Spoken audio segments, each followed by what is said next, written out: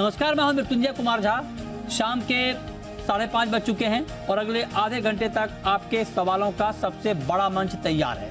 अगर आपने कमोडिटी में ट्रेड किया है या फिर नया ट्रेड करना चाहते हैं, जानना चाहते हैं कि आपके लिए बाजार में कहां पर कमाई के मौके हैं, तो आप सवाल पूछिए। नंबर आप नोट कर लें 02223001634। इसके अलावा आप 02223001635 पर भी अपना सवाल पूछ सकते हैं।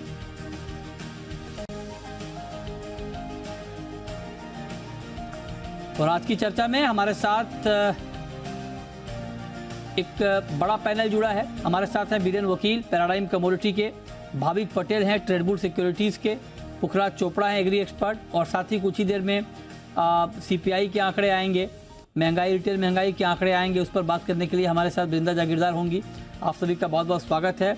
चर्चा की शुरुआत करते हैं आज ग्वार के साथ। ग्वार के साथ इसलिए क्योंकि बहुत लंबे वक्त के बाद ग्वार के चेहरे पर चमक है और पिछले कुछ दिनों से ग्वार में ठीक ठाक तेज़ी का माहौल बना है। आज भी आप देखिए ग्वार सीड और ग्वारगम में अच्छी तेज़ी आई है। ग्वार सीड का भाव करीब 1.5% से ज़्यादा बढ़ा है, तो ग्वारगम में भी 3% से ज़्यादा की तेज़ी आई है। पुखराज जी लगातार ग्वार को ट्रैक भी करते हैं। पुखराज जी, आप जरा बताएं।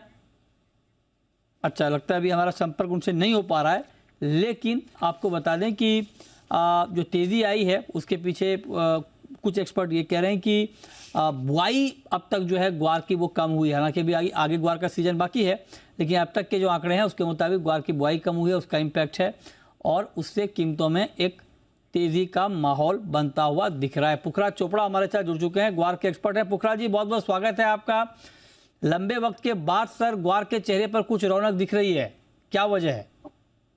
देखिए मृत्युंजय जी, कई बार आपने सवाल उठाया था कि ये ग्वार इतना मंदा क्यों हो रहा है।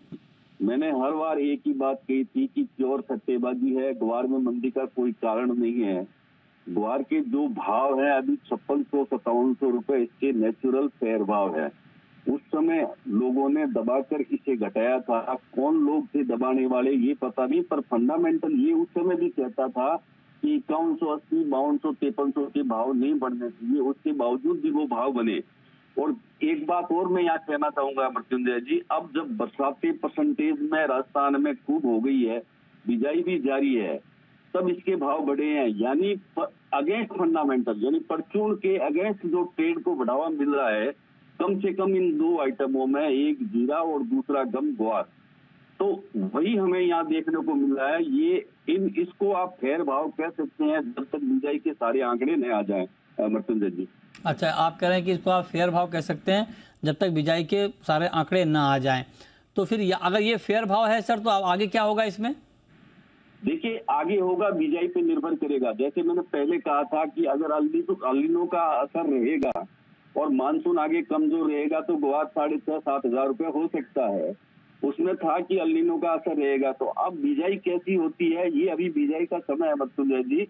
हालांकि बाजार में यही बात चल रही है कि बिजाई कमजोर है, पर अभी बिजाई को कमजोर या अच्छा कहना वास्तविकता नहीं है, क्योंकि बिजाई का समय ही अब 5-7 दिन पहले से इसका शुरू हुआ है, जो 10 अगस्त तक चलता है।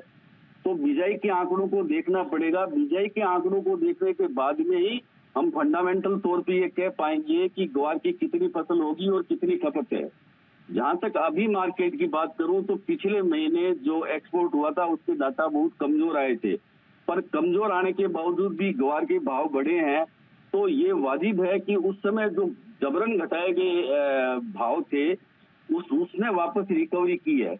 मृत्युंजय जी, 3 तरह से व्यापार होता है वायदे में। एक तो एस्ट्रोलॉजी के अनुसार लोग करते हैं, दूसरा फंडामेंटल के अनुसार करते हैं, तीसरा धन बल के अनुसार करते हैं। तो ये सट्टा चाहे जीरा हो चाहे गम ग्वार, ये धन बल के अनुसार ही चल रहे थे। इसमें फंडामेंटल का बहुत ज्यादा कोई जुड़ाव नहीं रहा है मृत्युंजय जी। फंडामेंटल का कोई जुड़ाव नहीं था, लेकिन अब आप कह रहे हैं कि आगे बुआई के जैसे बुआई की तस्वीर साफ होगी, ग्वार की रंगत भी यहाँ पर सामने आएगी। Right sir? चलिए, बहुत शुक्रिया पुखराज जी आपका हमारे साथ जुड़ने के लिए। लेकिन इस बीच महंगाई के आंकड़े आ गए हैं, खुदरा महंगाई के आंकड़े आए हैं और जून में रिटेल महंगाई के आंकड़े 4.8% पर आए हैं। मई में ये 4.25% था, तो मतलब मई के मुकाबले जून में खुदरा महंगाई बढ़ी है। ये आंकड़े आपकी स्क्रीन पर, जून में खुदरा महंगाई दर 4.81%, मई में ये 4.25% महंगाई थी खुदरा महंगाई, तो जून के महीने में ये बढ़ी है। जो महंगाई के आंकड़े आए हैं वो बढ़कर आए हैं। इस पर बात करने के लिए हमारे साथ सीनियर इकोनॉमिस्ट बृंदा जागीरदार जुड़ चुकी हैं। बृंदा मैम, बहुत बहुत स्वागत है आपका। जून में 4.81%, क्या आपका अनुमान था ये कि जिस तरह से सब्जियों के दाम बढ़े हैं उसका इम्पैक्ट आएगा जून की महंगाई पर? और 4.81%, क्या ये आपके अनुमान के मुताबिक है या आपको लगता है थोड़ा सा ज़्यादा है?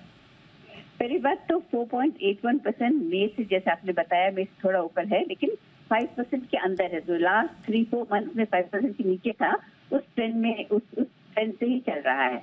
लेकिन ये रिफ्लेक्ट नहीं करता, जो अभी प्राइसेस इंक्रीज हुए हैं वेजिटेबल्स के, उसको रिफ्लेक्ट नहीं करता है, उसको कैप्चर नहीं किया है इसमें। और मुझे लगता है कि हमें जरा सतर्कता बरतनी होगी। हमें थोड़ा, it's a matter of concern, inflation will remain a matter of concern. क्योंकि एक तो देखिए, बारिश देर से आई, और जब आई तो कुछ जगह पे तो बहुत ज्यादा बारिश हो रही है। तो बारिश से जो फसल को नुकसान हो रहा है उसका भी इम्पैक्ट इन्फ्लेशन पर पड़ेगा। तो आने वाले समय में हमें थोड़ा केयरफुल रहना पड़ेगा, क्योंकि जून, अभी नेक्स्ट मंथ में जो नेक्स्ट नंबर आएगा वो इससे बढ़कर ही, इससे ज्यादा ही होगा। कह रहे हैं कि थोड़ा केयरफुल रहना पड़ेगा। ये जब आप ये बात कह रही हैं थोड़ा केयरफुल रहना पड़ेगा, तो आप किस तरह की अलर्टनेस की बात कर रही हैं? किस लेवल पे अलर्टनेस होना चाहिए? क्या होना चाहिए, मतलब क्या कदम उठाए जाने चाहिए? दो तरह से अलर्टनेस होना चाहिए। एक तो डिस्ट्रीब्यूशन के तरफ से गवर्नमेंट को इंश्योर करे कि कहीं कुछ स्टोरेज करके ना रखा जाए। ये जो सब्जी वगैरह है एंड ग्रेन जो है, दाल वगैरह, दाल, राइस, ये सब जरा होर्डिंग में ना चला जाए कमोडिटीज, और ये एक्चुअली मार्केट में इसकी उपलब्धि हो। तो एक तो वो है। और दूसरी सतर्कता रिजर्व बैंक की तरफ से एक्सपेक्ट किया जा रहा था कि चलो अभी महंगाई कम हो गई है, चलो रिजर्व बैंक से कहें कि वो रेट घटा दें या कुछ कर दें। अभी वो स्थिति नहीं आई है, तो मुझे तो नहीं लगता कि हम रेट को कहीं डाउनवर्ड स्पाइरल में देखें। तो अभी महंगाई की तरफ से जो कंसर्न है वो तो बनी रहेगी। ठीक है, लेकिन अब मैं अगर आपसे ये पूछूं कि जैसे ये जून महीने के आंकड़े हैं, अभी हम जुलाई में बात कर रहे हैं, जब जुलाई महीने के आंकड़े आएंगे तो जुलाई महीने में हुआ ये है कि जून के आखिर से लेकर जुलाई के शुरुआती 1-1.5 हफ्ते तक देश के कई हिस्सों में बहुत ज़्यादा बारिश हुई है, बहुत नुकसान हुआ है। क्रॉप को भी कहीं कहीं उसकी सप्लाई पर इम्पैक्ट आया है। टमाटर के दाम आप देखिए 200 रुपये किलो के ऊपर चले गए हैं। तो क्या जुलाई महीने के आंकड़े थोड़े और बढ़कर आएंगे मैम? जरूर बढ़कर आएंगे। देखिए, आपने ही दिखाया है अभी कि फूड इन्फ्लेशन बढ़ गया है, 2.96 से 4.46 हो गया है। तो फूड इन्फ्लेशन बढ़ गया है ऑलरेडी जून महीने में, तो जुलाई में तो और भी बढ़ेगा, क्योंकि उसका देख रहे हैं कि कितना नुकसान हुआ है क्रॉप्स को। तो इसलिए ये तो जुलाई का जो इन्फ्लेशन नंबर आएगा वो इससे बढ़कर ही आएगा, और उसका प्रेशर जो ज्यादा आएगा वो फूड इन्फ्लेशन की तरफ से ज्यादा आएगा। लेकिन जब आप ये बात कह रही हैं कि अभी थोड़ा अलर्ट रहना चाहिए, तो क्या आरबीआई को भी अलर्ट रहना चाहिए? और अगर हाँ, तो फिर इंटरेस्ट रेट को लेकर आरबीआई का अप्रोच अब होना क्या चाहिए? आरबीआई को भी अलर्ट रहना चाहिए। आरबीआई ऑलरेडी अलर्ट होगा। इसीलिए देखिए, आरबीआई ने अपना स्टांस नहीं चेंज किया। अगर स्टांस चेंज करेंगे और न्यूट्रल की तरफ जाएंगे, इसका मतलब कि अभी अगला जो स्टेप होगा वो रेट कट ही होगा। तो स्टांस चेंज नहीं हुआ है, यानी reserve bank can move either way. तो अभी रिजर्व बैंक, मैं ये नहीं कह रही हूँ कि reserve bank immediately interest rate increase करेगी, लेकिन अभी जो हम सोच रहे थे कि ईयर एंड तक रेट कट होने की संभावना है, वो शायद ना हो। रेट अभी आरबीआई में इसलिए एक बार फिर से शायद एक बार होल्ड पे चले जाए या थोड़ा सा इंक्रीज कर दे, लेकिन रेट कट की आसार नहीं दिखते हैं। कट की उम्मीद अभी आपको नहीं दिख रही है? नहीं। एक बात मैं आपसे और पूछना चाहता हूं मैम कि आपके हिसाब से महंगाई के फ्रंट पे, महंगाई के मोर्चे पर सबसे ज्यादा चिंता किस सेक्टर में है और उसको कैसे एड्रेस किया जाना चाहिए? 2 सेक्टर्स में मुझे लगता है चिंता है। एक तो फूड, वो तो हम देख ही रहे हैं, दैट इज वन। और दूसरा मुझे लगता है सर्विसेज, क्योंकि देखिए क्लोथ, ट्रैवल, इससे भी जो एजुकेशन, इसकी जो सर्विसेज से इंक्रीज हो रहा है इन्फ्लेशन, मुझे लगता है कि उस पर भी हमें ध्यान देना होगा। तो इन दोनों साइड से सर्विसेज इन्फ्लेशन और फूड इन्फ्लेशन यहाँ से ज्यादा आ सकते हैं। जहाँ तक क्रूड का सवाल है, क्रूड की तरफ अभी तक तो क्रूड थोड़ा सॉफ्ट ही है, लेकिन अगर जियोपॉलिटिकल सिचुएशन में कुछ चेंजेस हो और खतरा बढ़ जाए तो क्रूड के प्राइसेस भी शूट अप कर सकते हैं। तो फ्यूल की तरफ से भी ये कंसर्न आ सकता है, प्रेशर आ सकता है। अच्छा, फ्यूल और फूड आप करें कि ये दो कंसर्न एरियाज होंगे जहां पर नज़र रखने की ज़रूरत है कि वहां पर किस तरह का डेवलपमेंट होता है। आखिरी सवाल वृंदा मैम, मैं आपसे ये पूछना चाह रहा हूं क्योंकि महंगाई के आंकड़े आए हैं, आज यूएस में भी आंकड़े आने हैं महंगाई के, तो ओवरऑल अभी मतलब जैसे अभी आपने कहा कि रेट कट की कोई गुंजाइश नहीं है, तो क्या आरबीआई भी ये मानकर चल रहा था कि ये दरें थोड़ी जो आंकड़े हैं वो थोड़े बढ़ के आएंगे, या आरबीआई के लिए थोड़ा चौंकाने वाले आंकड़े हैं ये? नहीं, चौंकाने वाले तो नहीं है। आरबीआई वाज थोड़ा वेरी कॉशियस कंजर्वेटिव।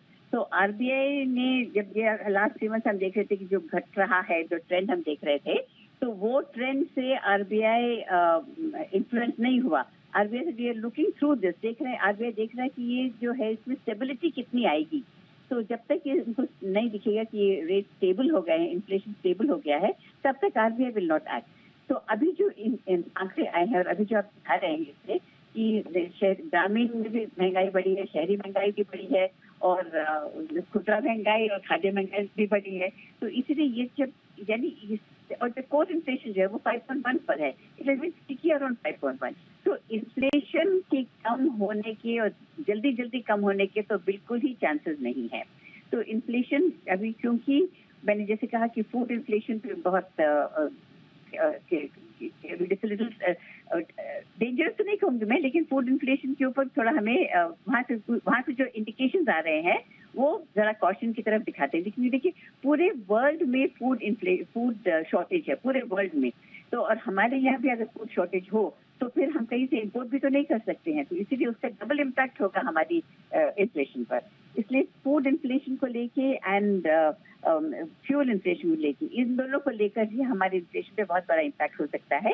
इसलिए RBI will not act at all now, and RBI rate cut तो नहीं करेगी, लेकिन अभी शायद अभी और देखना पड़ेगा, थोड़ा और डेटा आए तभी से पता चलेगा कि आरबीआई क्या करेगी। लेकिन इतना तो क्लियर है कि RBI is in no hurry to cut.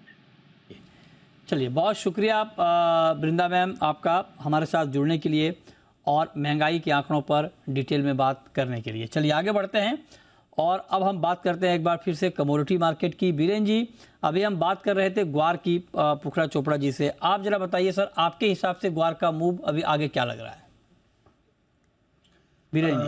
थोड़ी सी अपसाइड इसमें आ सकती है, क्योंकि पर्टिकुलर जो गवार प्रोड्यूसिंग एरिया है वहाँ अभी भी बारिश की थोड़ी कमी है। आगे 8-10 दिन में बारिश आती है तो थोड़ा करेक्शन आएगा।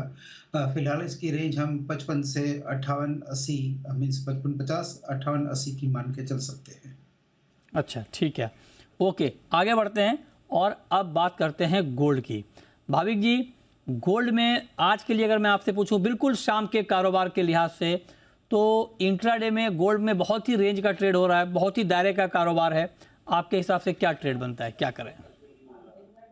गुड इवनिंग मृत्युंजय जी। देखिए, दायरे का ट्रेड इसीलिए है क्योंकि आज शाम को 6 बजे जो यूएस के महंगाई के दर आने वाले हैं, सबकी नज़र उसके ऊपर है, तो उसके लिए किसी को अभी पोजीशन नहीं लेनी। तो मैं भी एटलीस्ट यही रिकमेंड करूंगा कि एटलीस्ट 6 बजे का डेटा वेट कीजिए। अगर 6 बजे के बाद 58,600 के करीब अगर नीचे आता है तो एक बार वहां से बाय कर सकते हैं, क्योंकि हमने देखा है कि गोल्ड में एक अच्छा सपोर्ट बन के आ रहा है। तो I think by and dips की स्ट्रेटेजी रखनी चाहिए। 6 बजे के बाद अगर नीचे 58,600 के करीब आता है तो बाय कर सकते हैं 58,850 के टारगेट के लिए, और स्टॉप लॉस रख सकते हैं 58,500 का। ठीक है, बीरेन जी, आपका क्या व्यू है सर गोल्ड पर? आपके हिसाब से क्या ट्रेड अभी लेना चाहिए? अभी तो सीमित दायरे का बाजार है, तो स्विंग ट्रेड के लिए दोनों ही साइड के अपॉर्चुनिटी में है। अगर किसी को सेल साइड जाना है तो 58,900 के आसपास जा सकता है, 59,200 का स्टॉप लॉस होगा, टारगेट 58,500 हो सकता है।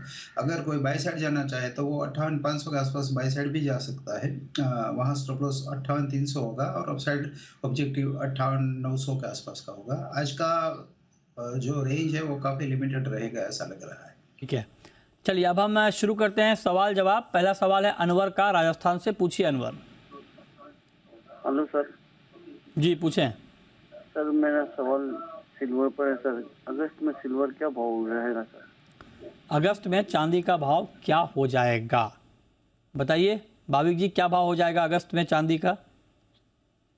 देखिए अभी भी अगर देखें ये महीने में भी तो एक रेंज में ही डायरेक्ट ट्रेड कर रहा था 70,000 से 72,000। तो मुझे लग रहा है कि आई थिंक यही रेंज कम कंटिन्यू रहेगी अगस्त में। तो नीचे अगर देखें तो मुझे लग रहा है 70,000 का एक बेस हो चुका है और अपसाइड 72 से 72,500 तक। तो यही रेंज में मुझे लग रहा है कि अगस्त में हम प्राइस देखने को मिल सकती है। नेक्स्ट कॉलर सचिन है। पूछिए Sachin ji. Good evening sir. Good evening, पूछिए। बीरेन विकल जी से सवाल है, कपास खली पर करंट लेवल पर क्या करना चाहिए और आगे का आउटलुक क्या है इसका? कपास खली में ताज़ा भाव पर क्या करना चाहिए, बताइए बीरेन जी। जो ओल्ड क्रॉप है मीन्स अगस्त और सितंबर, उसमें अभी भी मेरा व्यू हल्का सा बेरिश है। बट नया कॉन्ट्रैक्ट जो दिसंबर है उसमें करीबन 2400 के आसपास या तो 2370-80 के आसपास कहीं मैं बाई साइड प्रेफर करूँगा। थोड़ा डायरेक्शनल, थोड़ा ब्रॉड व्यू है और इसमें स्टॉप लॉस 2330 रहेगा। टारगेट 2660-27 रहेंगे। टाइम फ्रेम 2-3 महीने रहेगी। के कुणाल है छत्तीसगढ़ से। पूछिए कुणाल जी। बस मैं एक क्रूड ऑयल का 6000 का पुट खरीदा हूँ। कितने का पुट खरीदा है आपने? 6000 का पुट। किस भाव पर? 63 में खरीदा हूँ। 63 में 6000 का पुट आपने लिया है। तो भाविक जी क्या सुझाव आपका इनके लिए? आई थिंक उनको निकल ही जाना चाहिए क्योंकि 6000 के ऊपर हमने देखा कि एक ब्रेकआउट जरूर से आया है और मुझे लग रहा है कि एटलीस्ट ये 6200 से 6300 तक की रैली देखने को मिल सकती है। अभी भी ओवरबॉट में नहीं है, तो यहाँ से और 100 से 200 रुपए के ऊपर की जगह है, तो वो अपने पुट में से निकल जाइए। अगला सवाल है हितेश का, मध्य प्रदेश से। पूछिए हितेश जी। ये सर हल्दी में क्या लग रहा है सर, 14,000 रुपये हो जाएगी क्या? हल्दी 14,000? अच्छा वीरेन जी क्या लग रहा है आपको हल्दी में? रनअप इसमें काफ़ी अच्छा आया है। अब आगे 10-15 दिन प्रोड्यूसिंग सेंटर जो है निज़ामाबाद, सांगली, तमिलनाडु, वहाँ बारिश कैसी रहती है। अगर एक्सेसिव रहेगी तो थोड़ा डैमेज हो सकता है। फिलहाल मैं इतना ओवरली बुलिश तो नहीं हूँ 14,000 13,000 ऐसा। बट कहीं ऐसा लग रहा है कि शायद टेम्पररी थोड़ा सा सेल साइड जाना चाहिए। 11,800 12,000 के आसपास स्टॉप लॉस स्ट्रिक होना चाहिए 12,800 का, और टारगेट हम 10,000 या 9,500 का रख सकते हैं। ठीक है। नेक्स्ट कॉलर अनवर है। पूछिए अनवर। नमस्कार सर। नमस्कार, पूछिए। सर मैंथा के चार्ट के बेस पे क्या ये और गिरेगा ये अभी या बढ़ेगा? बताइए भाविक जी, मेंथा में अभी कुछ और कमजोरी आपको दिख रही है यहाँ से? जी ज़रूर सर, क्योंकि मेंथा में अभी भी मैं देखूँ तो मुझे चार्ट में भी कोई बुलिश ट्रेंड दिख नहीं रहा। आई थिंक अपसाइड अगर ज़्यादा से ज़्यादा मैं देखूँ तो 920-925 का ही आ रहा है और नीचे का अगर टारगेट देखो तो 870 से 850 का आ रहा है। तो आई थिंक मेरा व्यू यही रहेगा कि अगर कोई भी उछाल मिलता है 905-906 के आसपास तो शॉर्ट ही करना चाहिए 880 के टारगेट के लिए और स्टॉप लॉस रखना चाहिए 920 का। अगला सवाल है आलोक का। पूछिए आलोक जी। नमस्कार सर। नमस्कार। सर हमको कुछ शिकायत करनी है। जी जी बोले। नहीं है सर, ये कह रहे हैं आप आते हैं 5, 26, 27 के, उसके बाद कहते हैं आधे घंटे तक हम लोग आपके साथ रहेंगे, फिर ब्रेक पे जाते हैं, फिर आते हैं तो डॉक्यूमेंट्री 10 मिनट की कोई भी चलाते हैं। 6-7 मिनट मिलता है और 51 पे आप चले जाते हैं।